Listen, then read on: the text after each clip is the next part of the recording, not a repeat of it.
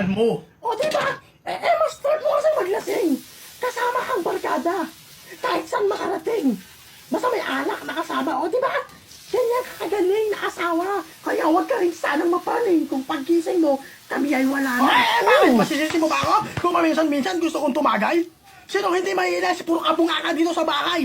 Reklamo dito, reklamo doon. Puta, nakakasawa na. Yung kapayapaan na hinahanap ko, nakita ko sa kanila. Paano ka pala sino hindi magpumukanga? Maghapon ka lang nakahilata. Paalala ko lang, Peter, hindi ka na binata. Tama nga yung sabi sa akin ng barkada ko noon, dapat nakinig ako. Dalawa kayo nang ligaw sa akin ni Jason, dapat siya yung sinagot ko. Okay. Teka lang. Hoy, baka nakakalimot ka. Sigurado ko, natanda mo pa.